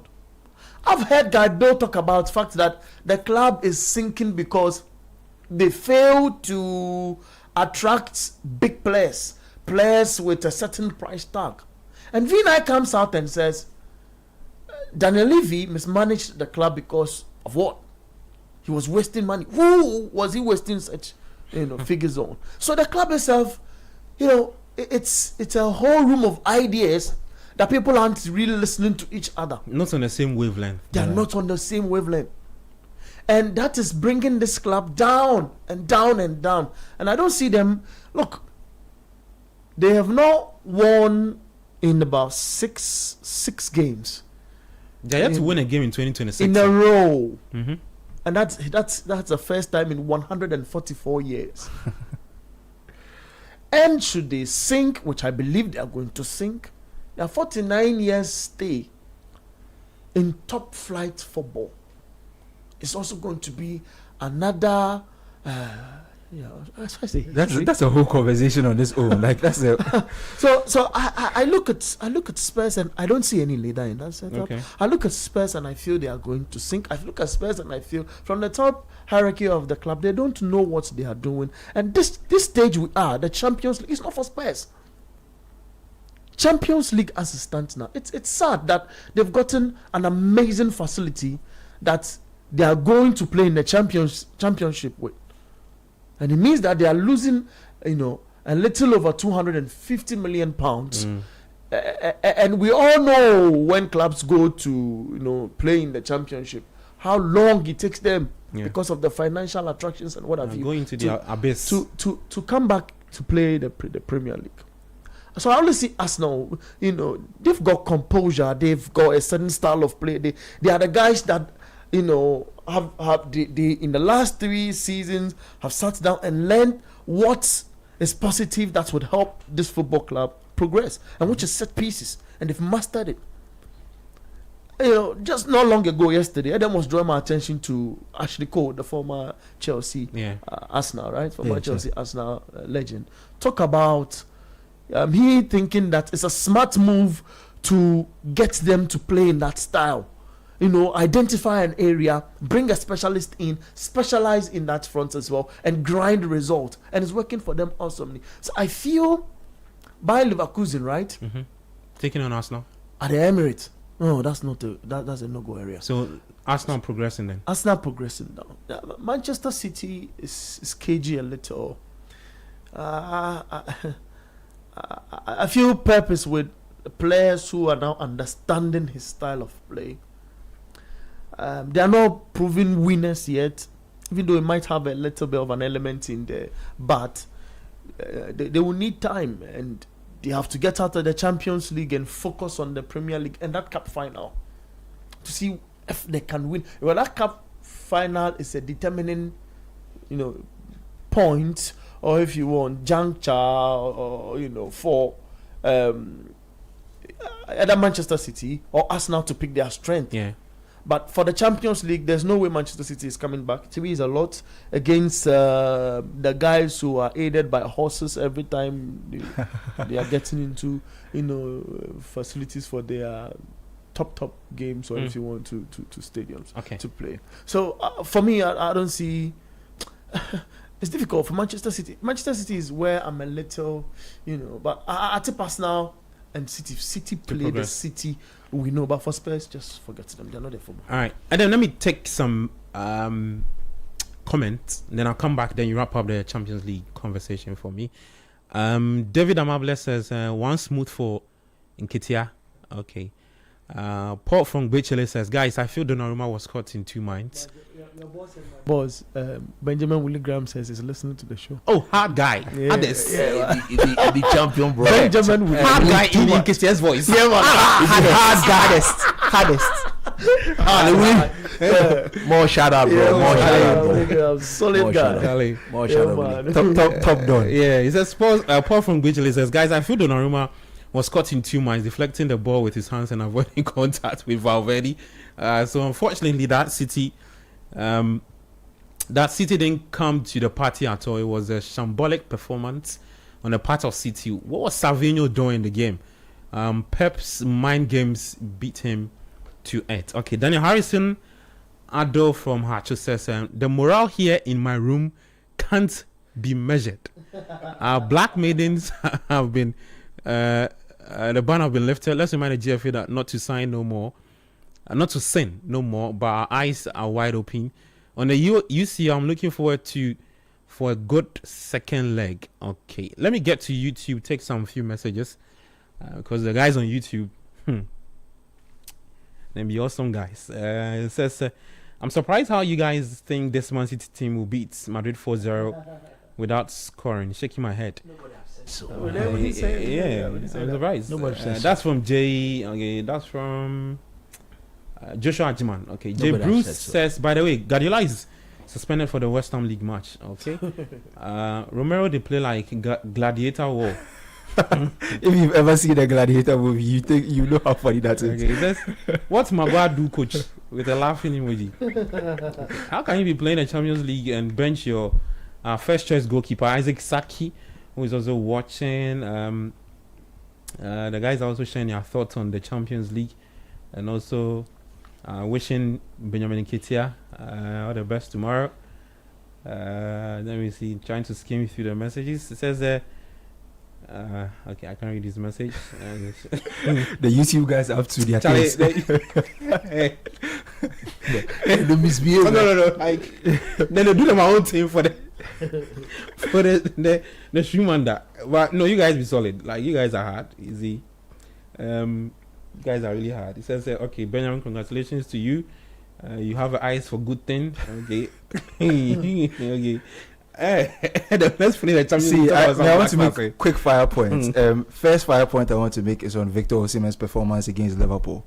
I think he's I'll use the reference, the guy in the YouTube, he's a gladiator of a striker. Okay. Osimhen should be playing for a top team come next season. I would love to see him for one of the big boys in England. No, I know he's your guy. Or United. The performance. No English team will give him. We'll give you. Well, fair enough. The money he's asking for. But when I see him as a striker who should be playing for a top team. Yeah, we agree. Yeah. Second quick fire point I want to make is about the exciting team at this round, Bodo Glimt. I think they are really doing something nice. Those people and it's not even because you see normally teams that have this kind of runs in tournaments like this normally have like lucky strings of performances, but with most of their performances they are playing football. They are not hiding. I don't know if you get me. They are coming out. Brave. Yeah, they are brave. Yeah, they are brave. They are adventurous. Yeah, they're coming out. They're playing. Their league is yet to start. Yeah, and it's very impressive.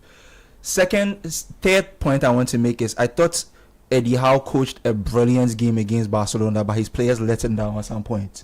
If you ask me, within the first 30 minutes of that game against Barcelona, Newcastle should have been at least 2 up. And after they took the lead, Flick reacted, but I felt like Eddie Howe should have kept the course from Barcelona, because Flick just did 2 things to kind of give strength back to his team. He brought Olmo on because he realized that Barcelona wasn't winning the physical battle. He needed somebody who could beat his man, and in him trying to do that, he won the penalty. I felt like if Newcastle had introduced Walter Mad earlier in the game, they could have gotten something out of the game, because Osula has the energy to do some of the things. Will Osula? Yeah, he has the energy, but he doesn't have United's nemesis. He doesn't have the finesse Nick has. Cariscalia is coming.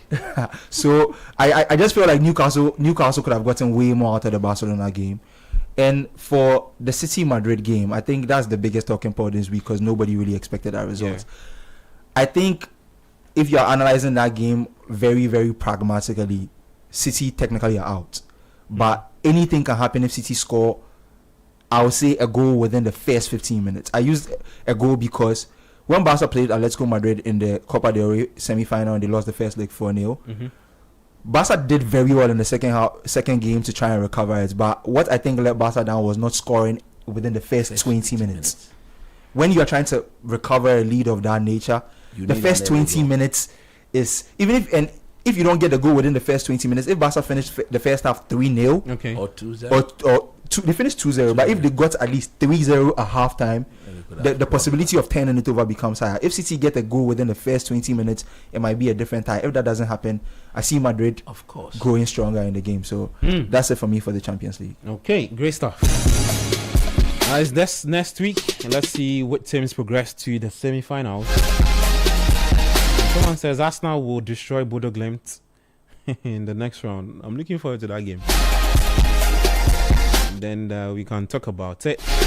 But let's talk some local football. Yeah, I mean, the Black Stars, who will be in action starting from March 27. The friendlies, just in case you're wondering, prepping themselves for the 2026 World Cup. So March 27, they take on Austria, and then March 30, there's Germany to play. Last week, the conversation was around Andre Ayew, a possible inclusion in the final squad. I mean, get onto that plane, go to USA, Canada, and Mexico and represent the Black Stars. This week, the conversation is gearing towards when Coach Otuado would release that squad to face those two countries. And yeah, Jeminta put up a very interesting piece on City Sports Online. 5 players who must be included in Black Stars' match friendlies. Charlie, we get issues with one of CBs. My bro, I think that's the biggest area of concern. You know, we better. Let me start off with you. Like, we really get glaring issues with our CBs. Yeah, we have major issues with our centre backs. For the uninitiated, the CBs. That's what you mean by CBs. Yeah. So yeah, with our centre backs, because the more or less the new guy, one of the new faces in the team in that position, has also picked up an injury, and that's Kojo Opon Pepra, who plays for OGC Nice. Yep. So in their last game this past weekend, he limped off with an injury, and so that adds to the growing list of. So now is Salisu, Pepra, Abdul Mumin. Mumin is back, but he's yet to. Yeah, he's yet to play active football, because these days they don't even. Yeah, he's not even part of the traveling squad of Rayo Vallecano. Charlie Jonas Ajete too. They do some. Yeah, now he started playing for Wolfsburg. So it's not about the status. That's the thing. The status is okay. The status that we have just enough for the status, but it's the depth. Those who are likely to be the backups or to be part of the second unit. That's the issue, because let's say we line up with a 3-back. You have Jonas Ajete, you have Jiku, you have Jerome Opoku. Yeah, so likely those 3 guys. If you line up in the back 4, then you have 2 centre backs playing. So yeah, you have options in that regard. But let's say someone picks up an injury. Let's say fatigue sets in. Let's say you have to change your formation. Then what comes next, or what comes after? What are the options? Yeah, that's where the issue is.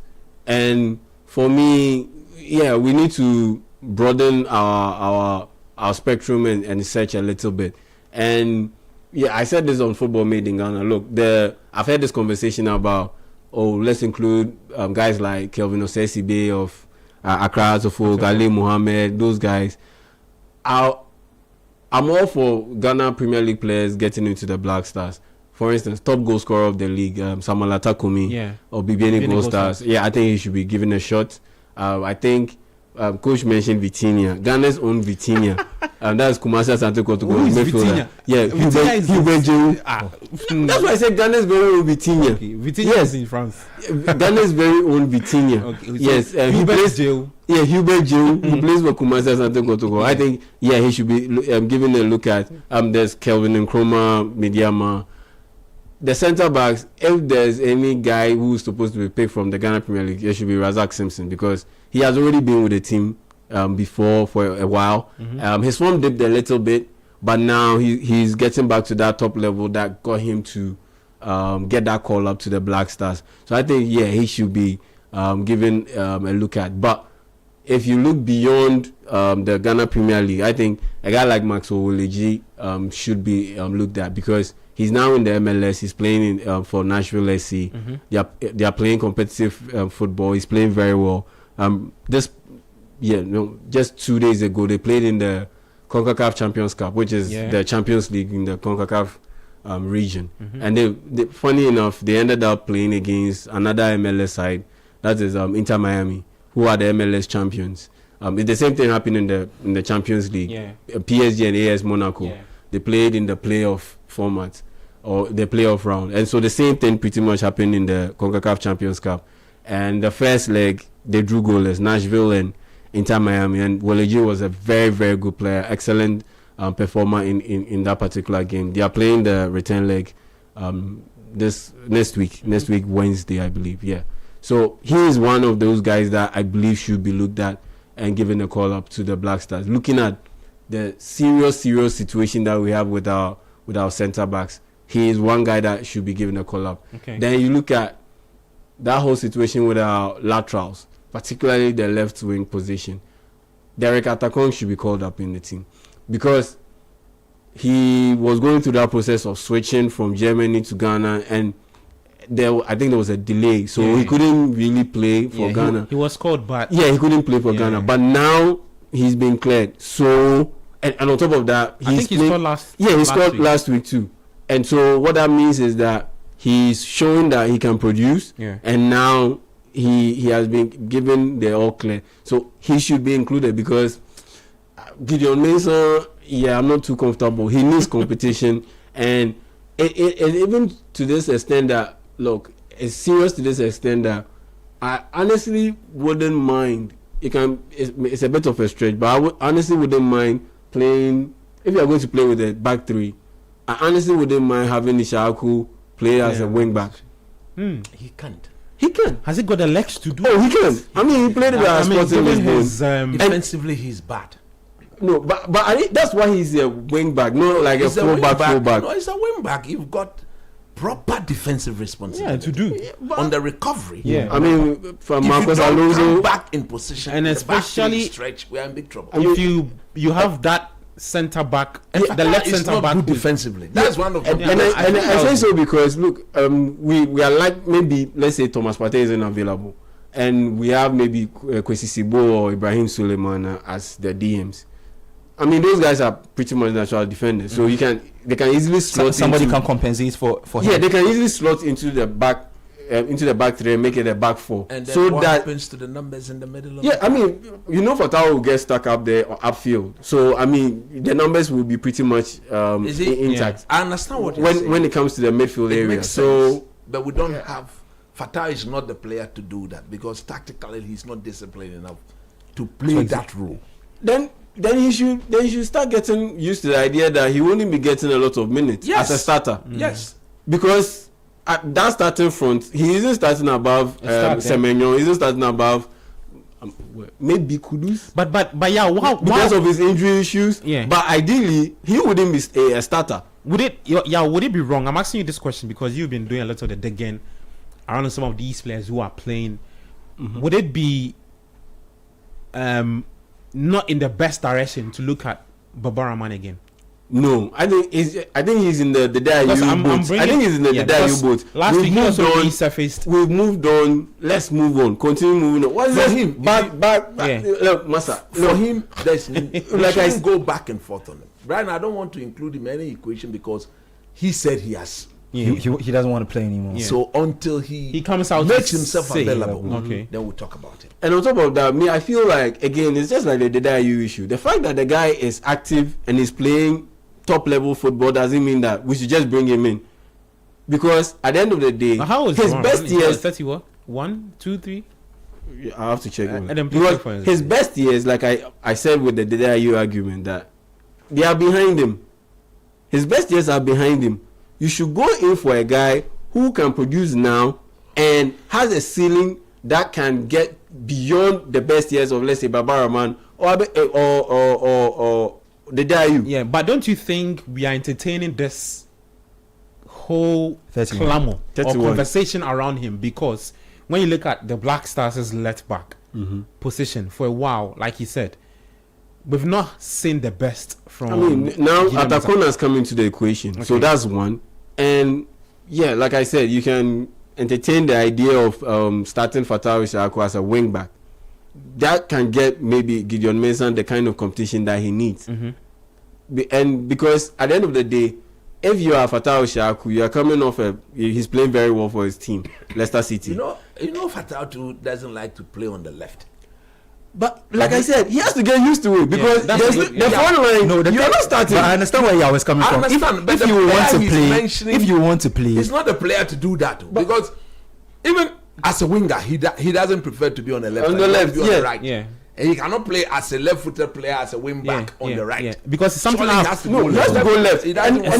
And the left is great. Will be great for him because at the end of the day, yes, you might not be the most consistent scorer as you are with your team, but at the end of the day, in terms of your ability to cross the ball consistently into the box for the likes of Iñaki Williams and Semenyo to attack, it will be upgraded. And like I said, the DIU argument, guys were bringing this point that he's a fine header of the ball. It's true, but at the end of the day, we can't take that away from him though. I'm not disputing that, but if you look at Iñaki Williams and Semenyo, they have shown that clearly they are good with their heads, but it's just that the supply has not been there. And the quality of the supply. The quality of the supply has not been there, and the supply itself has not even been there. Okay. Because consistently, how many times does Gideon Mason get the cross right?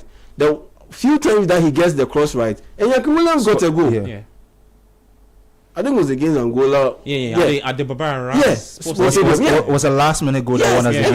Exactly. I was there. That's the I remember.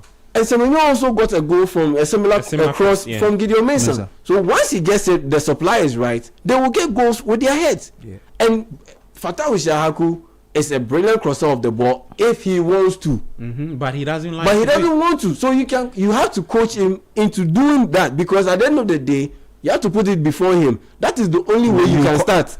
Or play extensive minutes, because not grown into a goal monster now. Because I look at Fatawu a lot in like the attacking positions. Yeah, because a lot of the things he does is cutting onto his left, and then he's taking a hit. Exactly, he's a one-trick pony at this stage in his career. And when you take it to the World Cup, it's good though. It's good now. Yeah. When you take it to the World Cup, it's easy to game plan for you. Yeah. Especially knowing very well that if you are playing Fatawu Ishaku as an inverted winger, Semenyo as an inverted winger, you know what you are just closing the space. You Ghana, you in the first place, you struggle with creating space, and you are playing with inverted wingers who will cramp the space even further. Yeah. Okay. So in that sense, for me, play him if he wants to play consistent minutes, play him as a wing back. Even Jose Pinto, if he wants to get consistent minutes, extensive minutes, he should start entertaining the idea of being played as a wing back. At the end of the day, he plays for LA Galaxy sometimes as a wing back because they have an overload of attacking players. For him, even during his days at Tema Youth, he started as a wing back. As a full back, wing back, now a winger. So he's not actually suited to it. Because you look at the LA Galaxy, there's Ricky Puig, there's Marco Reus, there's Gabriel Peck, plus the usual striker. So you ask yourself, okay, so where does Jose Pedro fit in? Sometimes even deployed as a false nine. With Marco Reus playing as a false nine, then those guys spread behind him. So in that sense, for the most part, sometimes they even use him as a wing back. So on the right side with Tariq Lamptey, clearly he's not coming, and Alidu Seydou's performance, on and off. We should start entertaining the idea of playing Jose Pinto as a wing back.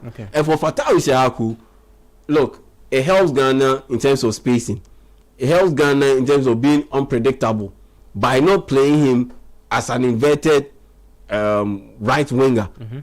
He should start entertaining the idea of being a wing back because of the needs that we have in the Black Stars. This other boy was fit. The one in Who is France, the one at Lyon, the one who got Nyama. He's better suited for that role. I don't know about that, but now look, if you watch him play, he's one of our players.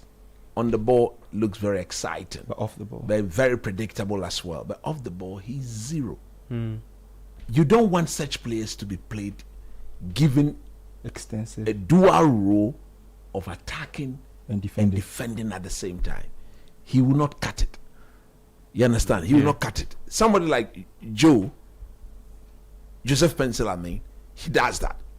He's been doing that since his starting days. Even as a professional, when he was in Belgium, there were times he did that. In the US, there are times he does that. But somebody like Fatal, you don't want that. You see, for me, these two friendly games, what we cannot afford to do is to do too much experimentation. We didn't get the opportunity at the AFCON to identify the problems within our team, and therefore use the friendly games to correct them. So at this stage, but for the injured players, if somebody is injured, you cannot take the person to war. But the technical team of the Black Stars, as we speak now, should have a fair idea of who the replacements of those injured players are and what they should be demanding from each of them. Because look, that game against Austria, if a true Rafranic system were to show itself in that game, I think the last 20 minutes we are going to go through hell. Because what the man demands of his team is even more within in the last 20 minutes than even at the beginning of the game. It's a friendly game, so you may have the luxury to effect a lot of changes to mitigate the suffering. They are a proper footballing team. They are a high octane intensity team. And now they are a little bit better with Chukwuemeka. Exactly. He has switched from England to Austria because he was born in Austria. You but understand? He grew up in England. Carney. Chukwuemeka. So the Chelsea guy. So at the end of the day, you have to match not only their tactical, but their intensity will have to be matched. And this our team. Look, that's why somebody like me, I'm so worried because I've not seen our team play at a very high tempo for a while. The tempo at which the World Cup is usually played. I've not seen this team do that. So these two friendly games, look, I'm happy that the FA could get us the game against what? Austria, in particular, because of the way they play their football. Against the Germans, it is going to be the same. These two games should clearly show you your level. Show us not only where our the team is, but what our most likely starting 11 will be. Because in the next two games, we are now using our starting 11 to perfect whatever foundational system that the coaches are going to deploy. Especially the one World against Cup. Wolves. Exactly. Yeah. So I want to see my first choice right back if it's available. I want to see my first choice left back, centre backs. If everybody is available, I want to see them. At least in the first 60 minutes, I want to see what they will do. Okay? In the last 30 minutes, anybody who is thinking about breaking through, because I saw how Olele took over from Samieje. It was done in 45 minutes. It was done in what? 45 minutes. I saw how Tariq Lamptey became an integral member of the team in the last World Cup. Again, it was done in 45 minutes. So if you are a Black Stars player, not yet integrated properly, not yet commanding a first starting role in the team, and you are given a chance against Austria, against Germany to play for 30 minutes, it is enough a time for you to get. Look, I saw how Kevin Prince Boateng got into the Black Stars setup. KP. We saw it. K. We were looking for somebody who partners Anthony Anai and bring the best out of Kobia Samoa. He walks in there in that game against Korea or somebody forgotten. Took charge. And then he took charge of the game. And that was it. And that was it. So to the fringe players, this is an opportunity. This team is not of the... Look, I think our 2014 team was even better than this team. The team we took to, of course, the team we took to Brazil was it was better because then you had an experience. You had a blend with the you and then do it. So you're not mentioning 2022 because a large chunk of the players who played there. Yeah, they are the same thing. Yeah, same thing. So there's a lot to be learned in these 2 games. Look, I can't wait. And again to the technical team, please be assured of what you are going to do. You cannot go in there. See things differently. We should see clear-cut messages. Because there's been some given to the boys, and we should see clear revamping, clear instructions. Nobody should come and tell us that we didn't know how to coordinate our pressing, like Otuado said when we played against the Japanese. We don't want that. It cannot be so. Now you have a set piece coach. You cannot be saying that. If we decide to press the ball high up the pitch, it must be properly coordinated. If we are waiting for them to drop within a certain zone before we pounce, properly coordinated. Who is triggering? Who are those anticipating to block the channels? Then we suffocate.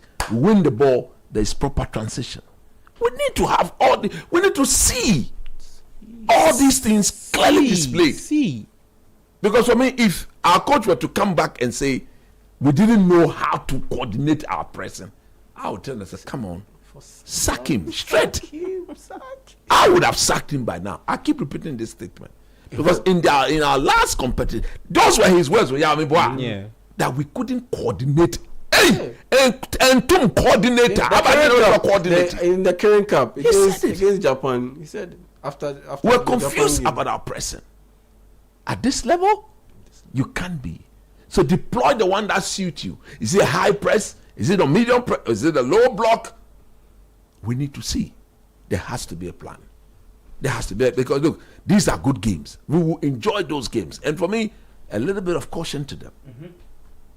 The Austrian team, when they get going, they are going to the end.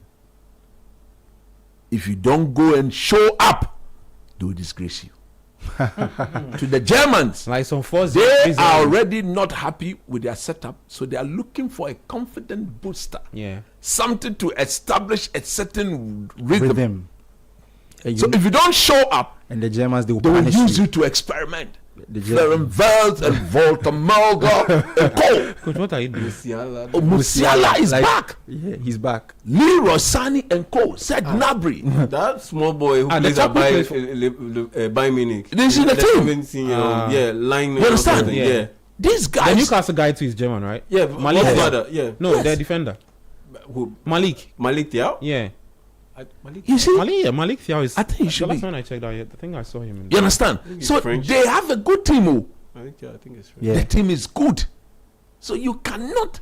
Yeah, he's German. So you cannot go there and not show up. For me, to the technical team, we didn't go to the AFCON. AFCON. 4 games. Yes. Group stage. So group stage. Round of 6 exit. You see, in the 3rd and 4th game, I want to see my starting level. I've heard some people say, for the goalkeeping department, let's give Ati 1, let's give Asari to 1. That's the debate going on. Technically, you can afford to do that if you are undecided of who your number 1 is. But if you have decided on who your number 1 is, he starts and then maybe Ati comes or whoever the number 2 is. You understand? He comes in there because this is the only 2 games in which you can experiment. Yeah. For the game against Wolves and then who else? Mexico. Mexico. Because the Mexico that one is before June. And that Mexico they mentioned that Mexico game itself, it is not a proper. Yeah. And the local players start will go. So technically, the team is playing only 3 important games. Because I think that period, The league will still the league is still session. ongoing. Who is going to release the Kudus battle relegation? When he comes back, it's all about making sure that Spurs stays in the Premier League. So those 3 games. So I believe that by the time we play Wolves, that starting 11 should be assured. Now this is the guy we are going to start with. Start with them. Let them begin to play with each other. Let them begin to. Wolves is on June 2nd. Yes, just before the World Cup starts. So start with them, and let's see how it goes. Just a quick one. You see, it's funny. A lot of people, some people are not too comfortable with Otuado. Yeah, and but they are saying the argument they make is that it's too close to the World Cup, so let's maintain it. Forget it. Morocco coach has Thank you. Morocco coach who took them to the semi-finals. They put pressure on the guy. The guy walked away from the job because you did not win the AFCON on home soil. They say Morocco be Morocco. They put pressure on the guy. The guy stepped down. I don't understand the Morocco be Morocco. Morocco, you can't. I don't condone that because he's done so well. What they have done is shocking to me. They've given the team to the guy who won the under 20 with them. Yeah. He is coming in to coach stars. He's not coach at that. He's not coach Hakimi, Brahim Diaz and co. So you think he's bringing in a new eye? It's most likely to backfire. But if the head coach is he's come to replace somebody who set a standard, and he's saying standard. Fourth at the last World Cup. You understand? He set the bar. Anything short of that. So that comes with an added pressure. Odds on Yaze. And people are they are a bit hesitant to make that move because it's a bit too close to the World Cup. But when they have done it, when they have Grant count before he went to the Avram Grant was appointed 2 weeks. He took us to the final. 2 weeks. So you feel like Algeria the coach or win ahead. You see that appointing the 2 weeks. 2 weeks. At the time the coach there was not doing well. So you see the guy from Monaco, Alain Rivera. Yeah. Alain Rivera, he will be the Black Stars coach. the Monaco coach. Assistant, the first assistant. Alain Rivera. Today's March 13. But you know the Morocco assistant coach. Which one? His name is Joao Sacramento. Oh, okay. Yeah. He worked with Wales as a video analyst. Yeah. He was part of Christophe Galtier. Yeah. The time he won the French league title with Lille and PSG. He was part of his backroom staff. Yeah. And on top of that, he was part of Jose Mourinho's backroom staff. At Tottenham Hotspur and AS Roma. That is their assistant coach. That is their assistant head coach. Let's talk about quickly running through the games coming up later tomorrow. So tomorrow the games start at 3 p.m. Burnley taking on Bournemouth. We'll just do quick predictions around that. Sunderland, Brighton, Arsenal, Everton, Chelsea, Newcastle. The game is sweet tomorrow. Adam, let's start off from the bottom. West Ham City. West Ham City, where is that at? At the London Stadium. Oh, West Ham, I guess I'm battered. City want to warm themselves up before Madrid comes to town. Charlie, West Ham are battling relegation. Yeah. That should be a tough. But City too are trying to push up against Arsenal. So I think that's a game City should win easily. Okay. Stamford Bridge, there's Newcastle, Chelsea. Yeah. Draw. You know what made Chelsea play Champions League? Draw. I see it as a draw. No, Newcastle don't travel well this season. Yeah, they are back. I think Chelsea will win, but Mr. Rose will have to be on his A game. He has to be on an A game in the sense that... Because I'm also thinking that Newcastle will be looking at that game against Barcelona. Chelsea is also looking at that game against PSG. Okay, well... So, they'll rotate the squad and, on paper, once the rotation is expected, Chelsea would have a better or an upper hand over Newcastle. But the thing is, look, priorities. Newcastle, somehow, they know that, they're not going to win the Champions League. Yeah, they are not going to win the Champions League. Europa? Newcastle, they are 10th, 9th. Oh, so even conference, they're not even a conference league. They're not even a conference league conversation. And Eddie Howe would want to win as many games as possible to ensure that at the end of the season, his job is safe. Because there are still some question marks about him, despite the fact that, he won the Carabao Cup and all. But with Liam Rossiniou, if you just look at which one is bigger, you are on the brink of losing qualification to the Champions League because your position you are in is under threat, heavy threat.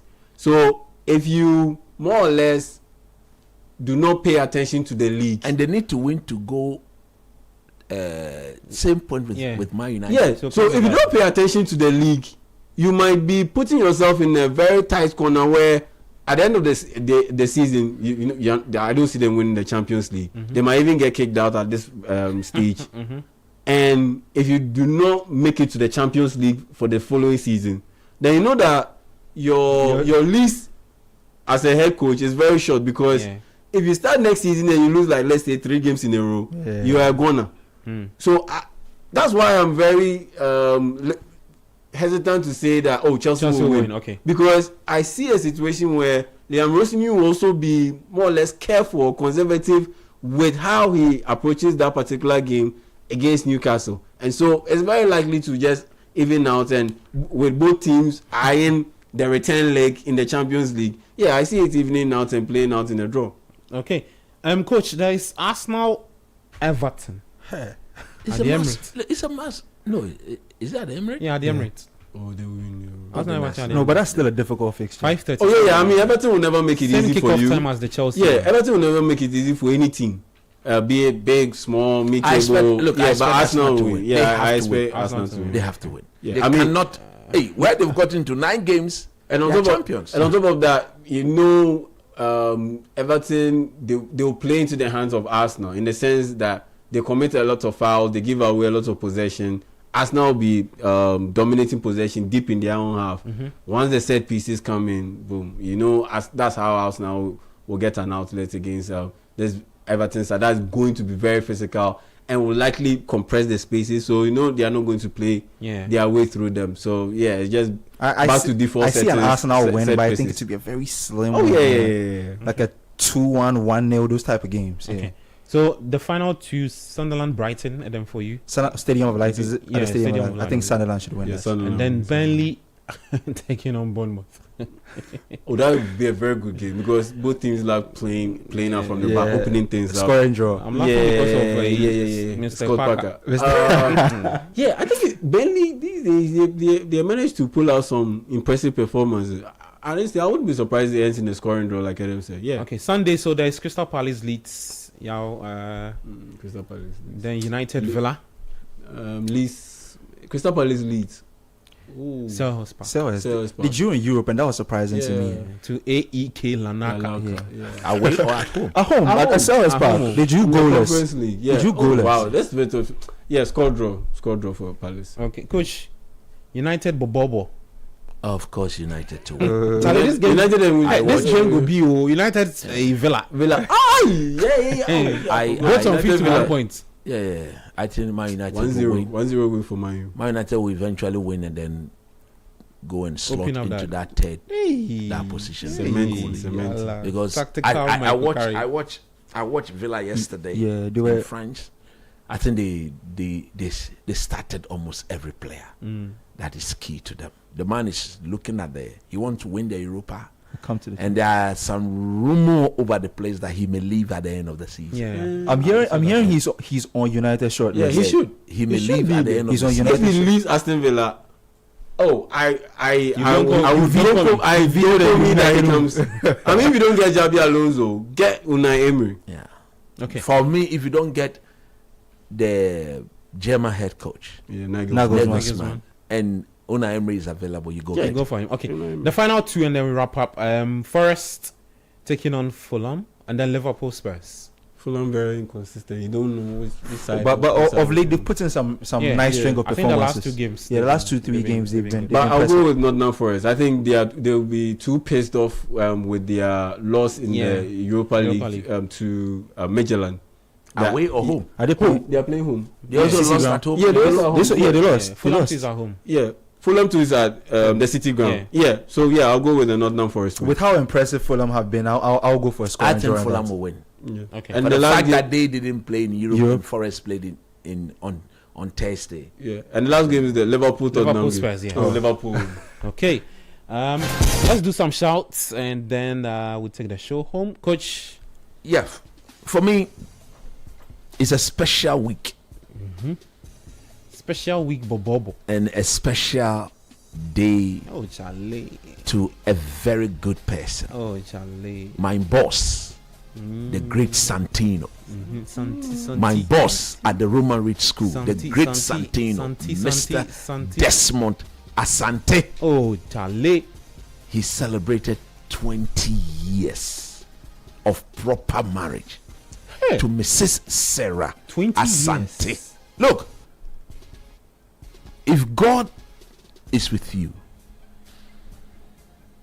your life will be surely transformed. They've been a blessing to themselves.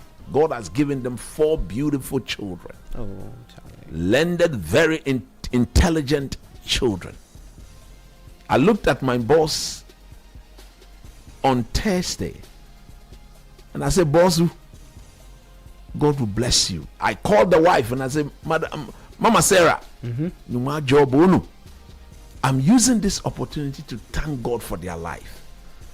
And I'm thanking God that they've seen 20 years of proper marriage. A marriage that has been blessed and will continue to be blessed by Jehovah.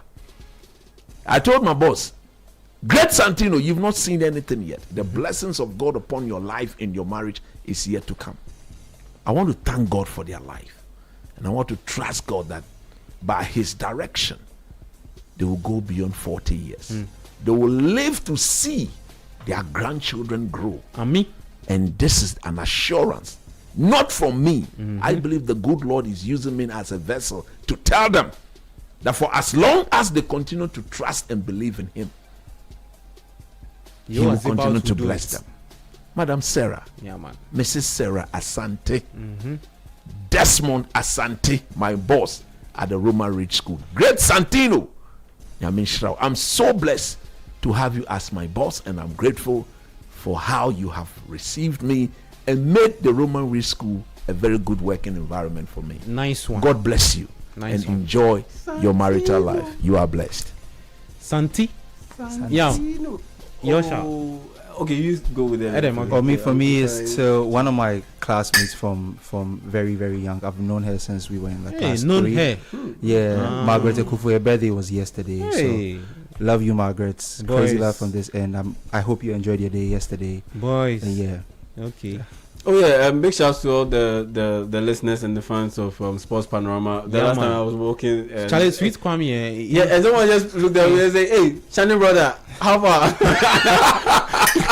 Yeah. So yeah, big shouts to all the fans, and yeah, big shouts, a big belated birthday shout to our in-house boss lady Juliana. Oh yeah, mademoiselle. Yeah, but Juliana, yeah, happy belated birthday. Yeah, and happy belated birthday to number 1 Man United fan inside City. David Blankson. Oh, okay. Yeah. Happy belated birthday to David Blankson. So and yeah, big shout to you guys. Finally, we want to thank Rita.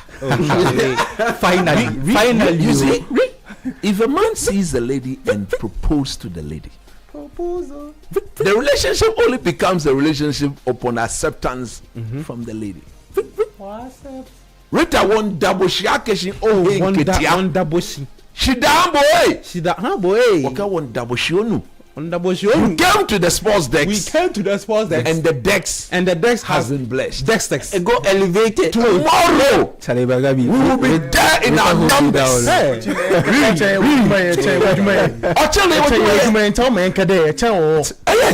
Fully charged. And to full film. Yes, present pay for 1 Saturday. Let's run one. We do the show for day. That's all. Extra time show. Extra editorial. Out. Come on. When we enter, no zap out. What about Sheshi? Oh, Charlie. Rita Nyamishra, watch. Amen. Look to your beautiful self and to your handsome self and your beautiful wife. Charlie. Welcome to the family. Yeah, no, I'm the only legit person on this program now to welcome you to the family. Okay. Mr. Benjamin Nketia. Official. It has official. Mr. Benjamin Nketiah. So after tomorrow, it is Mr. and Mrs. Benjamin Nketiah. Mr. and Mrs. The Fundamentals. The Fundamental. The fundamental family. Ochina ebeye fundamental. Fundamentally fundamental. Bernard, you want to do your shouts quick? Hey, I have to open my phone. It's going to Alana. Yeah, you have to do it. Yes, please. Please. So Charlie, before that, Echo Kumsen. Hey, hard guy. Yeah, I he said one smooth double chaff. Once take one from coach for me. Why? Come on, you dey K where you dey do? So Alana Williams. Now make a cat story be. There was a time we supply Nketiah one smooth, one double smooth, double chaff. Tell you they can't expose the guy. That time now. No, coach, now Mommy, let's go.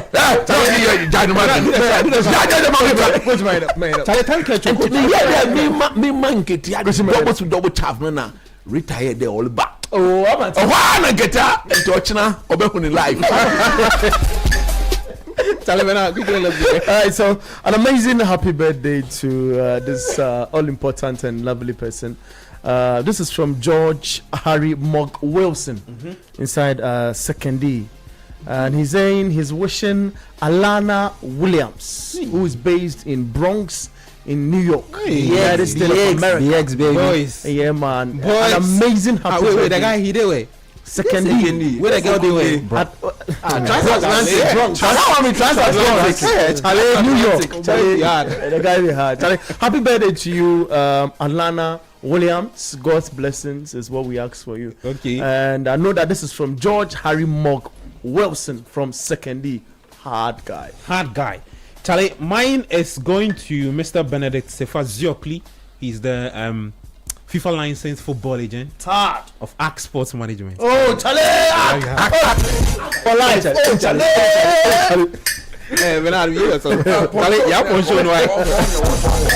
Guys, thank you so much for joining us.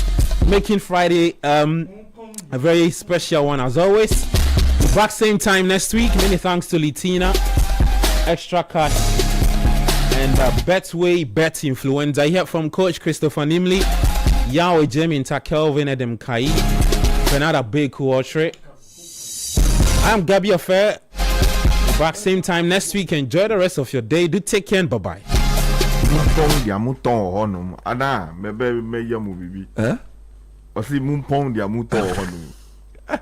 Mumpong, no, if they say pong, it means close. Yes. Munjai. Okay. Stop. If you say mumpong, there's like they have gone to school and they are